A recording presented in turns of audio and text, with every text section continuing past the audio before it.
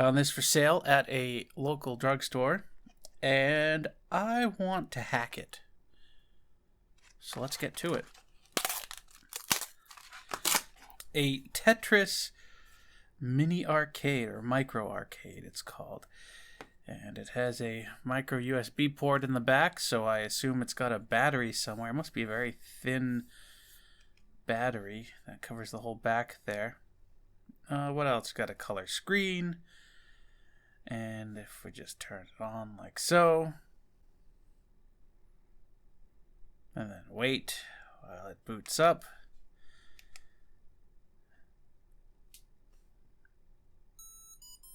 And it's even got the Tetris music, which I guess you can turn off. Yeah, so it's, it is what it is. Anyways, what interests me, well, let me show you what I saw. So in the packaging, you can see all the electronics here. We can see that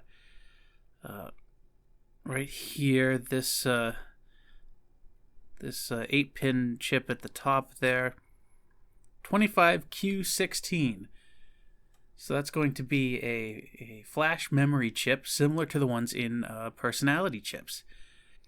And then this down here, which we can probably look up online, an LP28056S.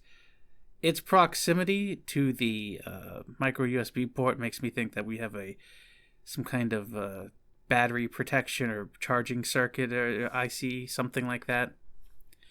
And then just off to the side here, I see a DW01 and a, what is that, 8205A.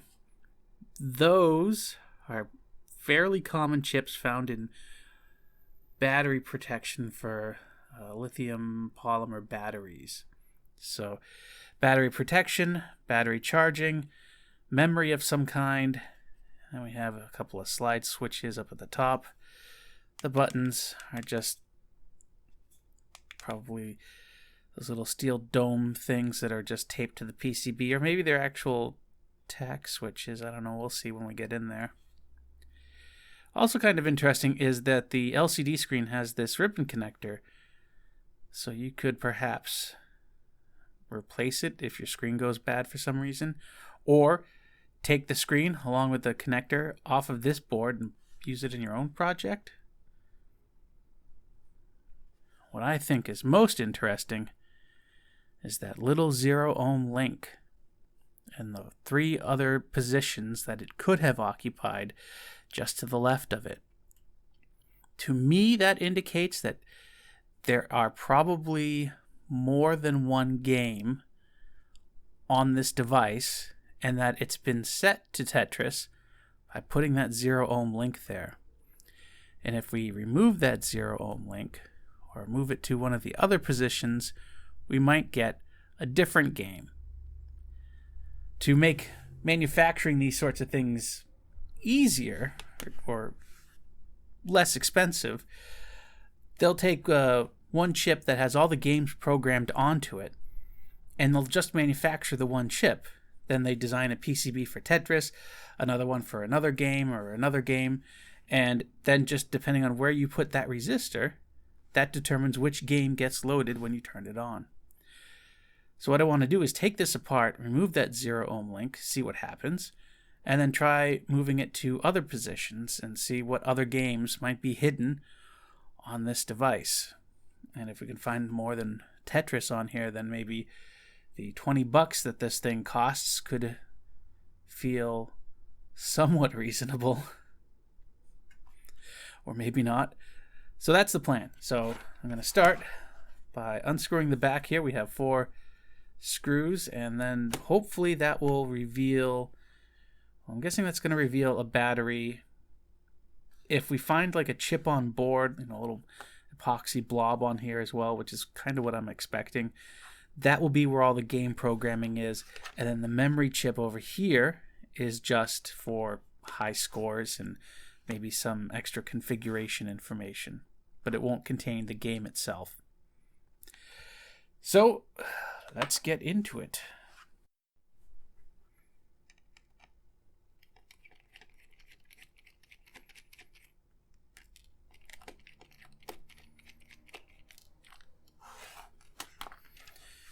Okay, the screws have been removed. I'll try to pry this apart. There we go. Let's see what we have. And we have a piezo speaker taped down. We have a very, very thin battery. What is the rating on that? Or the capacity? 180 milliamp hours. Not a lot. And we can see under the tape, the Captain tape that's holding the battery in place, what looks to be an epoxy blob, under which I am guessing will be the main microcontroller that runs the whole show, and it also likely has the programming for the game or games. We'll find out on it. Now let me see if I can take this out of the case. This one top corner here seems to be really held in there. Okay, there we go. We're almost free. Oops. Buttons came out. That's okay. That's this one corner now really doesn't want to come out. There we go. Move that off to the side. And there is the screen. Is the screen loose? Yes, the screen is loose. So I really need to be careful. I might actually just remove the screen because I don't want to damage the ribbon cable. So move that off to the side, and there is our board. The battery, you can actually see the tabs for the battery terminals come right out and go directly to the board. There's no battery protection circuit there, again, because it's right there. I think I can just remove that resistor, and then I'll plug the screen back in, and we'll see what happens. And then I will use a pair of tweezers to short out the different positions there, and we'll see if different games appear. Time to desolder that resistor. My plan here is just to flood both sides of that resistor with solder so that I can heat up both sides at the same time with my iron.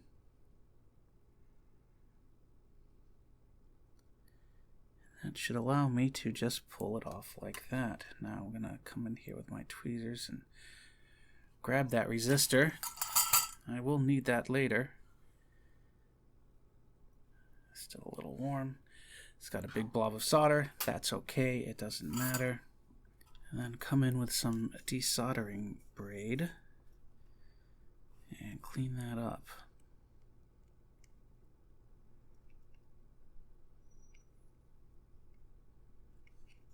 Or try to.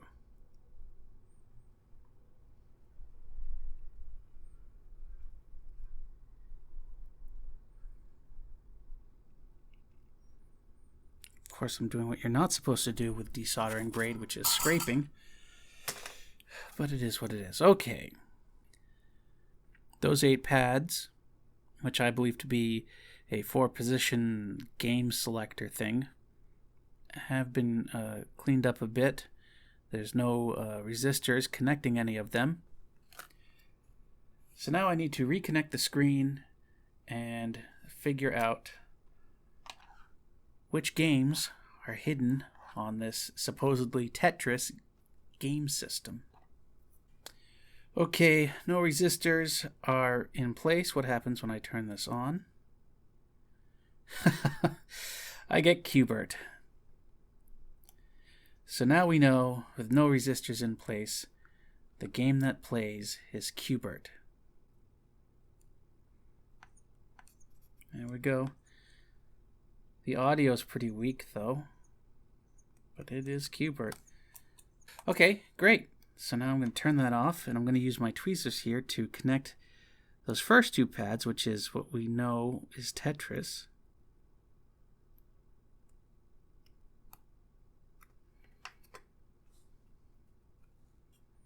And it looks like it's still Tetris, even though I took the tweezers away afterwards.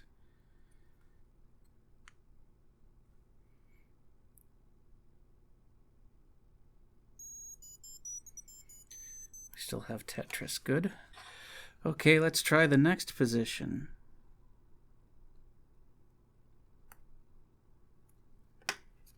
And it looks like it's Tetris again.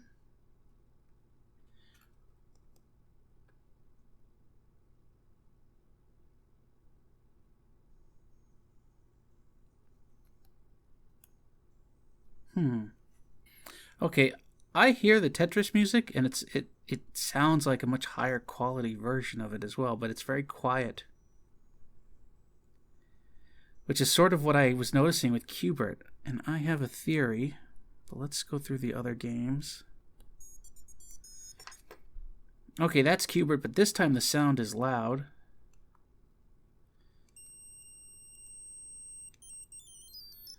Oh, yes, yes, yes, yes. Very loud music. Yep. Just not great quality. And now the last position.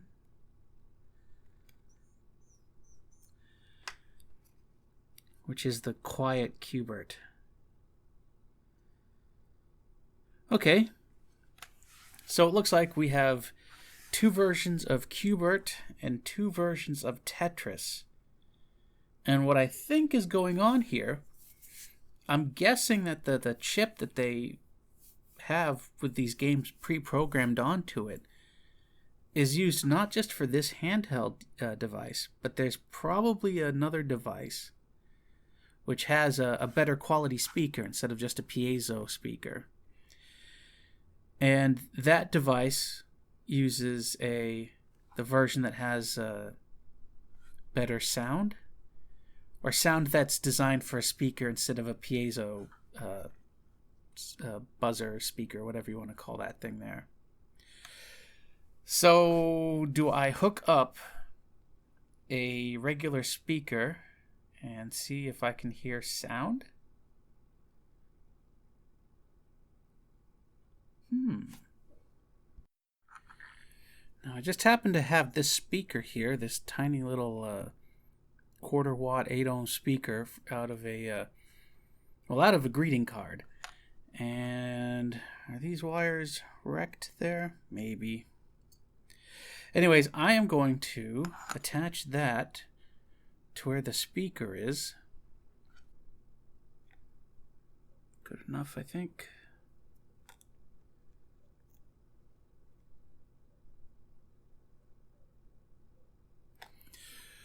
Okay, that's easy enough. Here we go, turning it on. Oh, all right.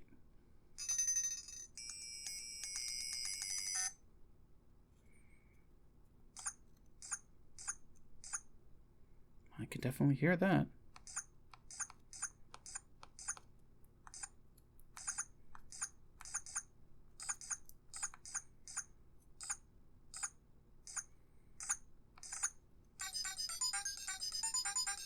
What happened? I have no idea. Let's see what this Tetris sounds like.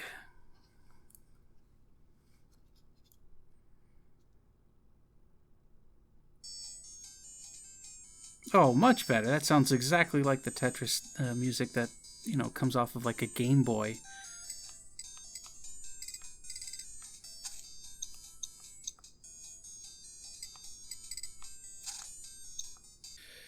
Okay, so what have we discovered? We have two games on here. We have Tetris and we have Qbert. Each game has two different versions. One version has sound designed for a piezo speaker. The other version has sound designed for a regular speaker. So what next? Well, I know that I want to be able to switch between the two games, if not all four versions of the game. But I don't think I need to switch between all four versions. I think the two versions I'm going to switch between will be dependent upon which speaker I go with. If I stick with the piezo speaker, then it's the piezo speaker version of the two games. If I go with the regular speaker, it's the regular speaker version of the two games. If I go with the regular speaker, I need to figure out where to mount it, and then I need to mount a switch somewhere. So how would I do that? So I have opted to stick with the piezo buzzer that came with this thing. I just want the case to be compact, and I don't want anything sticking out that's going to get knocked around, especially if I'm keeping this in a pocket or stuffed away somewhere. So I'm going to stick with the buzzer. To switch between the two games, I'm going to need a switch, which is what I have here. This is a 2-position switch with a common middle pin. The middle pin will connect to one of the 4 pads up at the top. All 4 of those pads are connected together. The other 2 wires will go to the Qbert and Tetris piezo-friendly version position on this sort of game switch, game selector group there. So that's the plan. The switch will get mounted up above the screen. I'm thinking the way I'm going to do this is I'm going to cut into the plastic a little bit here with my side cutters and maybe a file to, as I get close to getting the right size. I'd like to just press fit it into place. I'm not sure if I'm going to be able to pull that off. We'll find out. I think the height of this switch is a little too much. I'm probably going to have to cut down into here and create a little hole here to fit everything. And it'll just sort of look like that, and then you can switch back and forth to select the game. If I have to glue that switch, I'm gonna have to glue it. If I'm gonna have to glue it, and if the press fit isn't tight enough, I'll probably use hot glue. Most of the force on this should be sideways, and so the case should support that. So it shouldn't move around a lot. So hot melt glue should be fine. I don't know. We'll find out. Assuming I even need to use glue, which I probably do. I could also go with epoxy, I suppose. I'm just worried about whatever glue I use. I'm worried about it getting into the switch and disturbing things. The wire coming off of the switch is 34 gauge magnet wire. It's just copper wire, single core copper wire, very thin, very fine. And it's got an enamel cover to it, a clear enamel to it, and as an insulator, which is why I can twist them up over here and it's not going to be a problem. To strip the wire off of these, you can't really strip the wire. What you have to do, or what I find works best, is to grab your soldering iron and get a little blob of solder on the end of your iron, and grab the magnet wire and just jam it into that little bubble of solder, and it will melt the insulation, and that will give you something that you can now solder to the board. Just a quick little tip on how to deal with that. Anyways, that's the plan. I'm going to start working on putting this together, and we'll see how things turn out. I've cut this notch out of the case. It's not terribly straight, but it doesn't really need to be. And I'm going to put the switch in like that, and it's a decent press fit. I may leave it just like that, but I'm debating right now about adding just a tiny little bit of hot melt glue that I could just throw in there. You see, just to keep it in place, I might just take a tiny sliver, cut a piece off of a stick of glue and use my hot air gun to just, stick it in there, melt it a little bit, just not a lot, not a big blob, just a tiny little bit, just to hold it in place. That's what I think I'm gonna do now, and then I'll come back and I think the plan is I will trim these wires appropriately, and then get those in there, and I should be able then to just fold this over like so and assemble it all, and it should be fine. The switch is above the screen. It shouldn't get in the way. I don't know if I need to throw some Captain tape. I don't think so. But anyways, that's what I'm going to do. So there's the switch with a little bit of hot glue holding it in place, and it's pretty sturdy. So I think that's going to do exactly what I need it to do. So the plan now is to trim the wires coming off of it, put them here, and then hopefully I'll be able to just hinge this whole thing over like so. And that will give me the switch to change between games. Yeah, I think that's going to work out fine. Alright. Okay, the switch is wired up. I'm going to demo that real quick. So if I fold this over like so, I'm going to have to worry about some cable management here in a bit. But if I turn it on with the switch right-hand side, I probably should reverse it. But it doesn't matter. It really doesn't matter. But I get Qbert.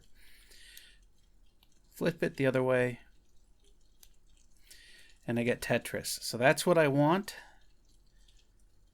Now I just need to... actually, I should probably play a quick game to prove that it's the piezo version.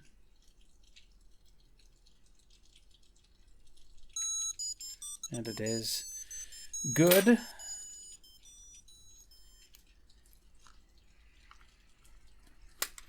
And just so we are clear, if we're counting from the right, pads 1 and 3 are the piezo-friendly Tetris and Qbert. And then the top row are all commoned together, which connects to that middle pin on the switch. So that's pretty much the mod. I want to clean up the plastic a little bit because it's got smudges and stuff on it. And when I put this back together, I don't ever want to have to take it apart again. So I will clean this up, reassemble it, and hopefully have a nice functional multi-game system from my originally single game system. Yeah, it works great. But I'm getting tired of, playing Tetris all day. Let me just change games. Hey, look at that. So I think it turned out great, except as you can see in the reflection there are a lot of scratches on the plastic. My fingerprint is on the inside of the case here.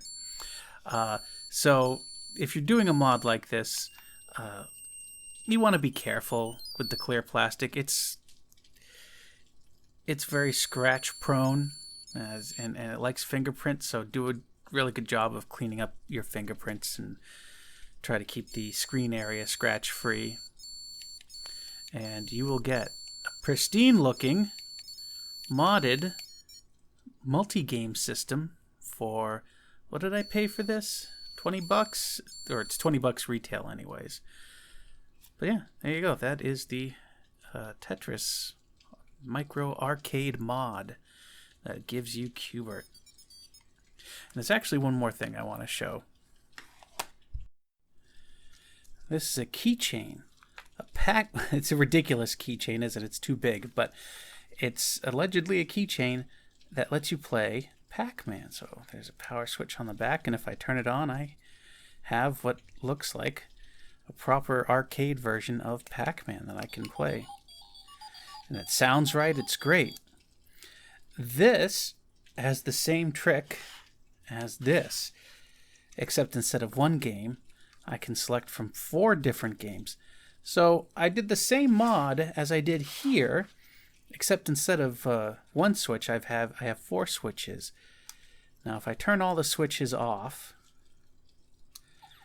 it actually goes into some kind of diagnostic thing, which is kind of interesting. And then if I turn it off and select one of these 4 switches, I get different games. So you saw Pac-Man, which was position 3. Position 1 gives me Space Invaders.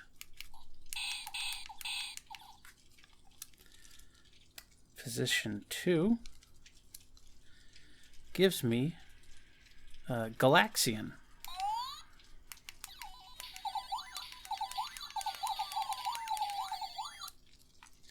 Position 3 we know is Pac-Man, and position 4 is Ms. Pac-Man.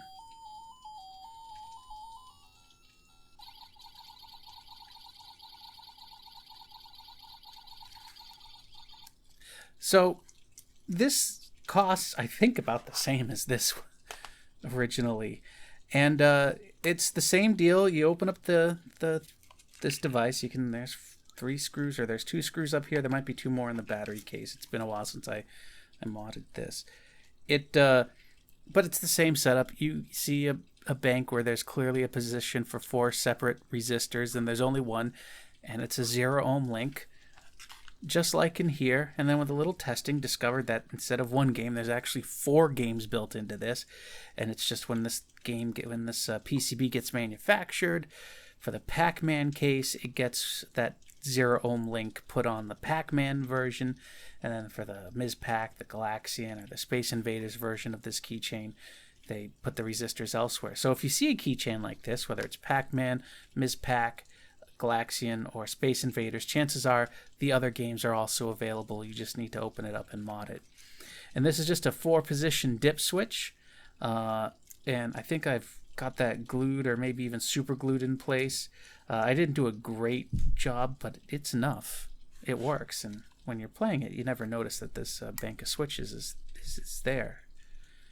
So these sorts of mods are not unique to just this. You can find them in a lot of these sort of retro mini arcade games. Not all of them, but if you see one that has a screen that's all black, meaning that it's going to be an LCD, a color LCD screen, then chances are you might get lucky and find that there are multiple games if you open it up and look for something like the bank of resistors, or positions for resistors, where only one is populated. It's an interesting little trick, and I love it. This Pac-Man keychain, I love this. This I keep on my desk, and well, every so often, just pick it up and play it for a few minutes, just to sort of give my brain a little bit of a rest. It's nice. And now I've got a pocket one that I can take with me wherever I go, and I like that it's a USB rechargeable, whereas this one has a couple of batteries in here that you have to undo the screw to change. So it's a nice setup. It's a cool little hack, so something to maybe try if you have one of these at home already. Try opening it up and see if you can see a place where some resistor is clearly being used to select the game that's available when you turn it on. Remove it and try shorting it out, the different pads with your tweezers, and maybe you'll discover that you too have more than one game, a multicade, instead of the single arcade system that you thought you had.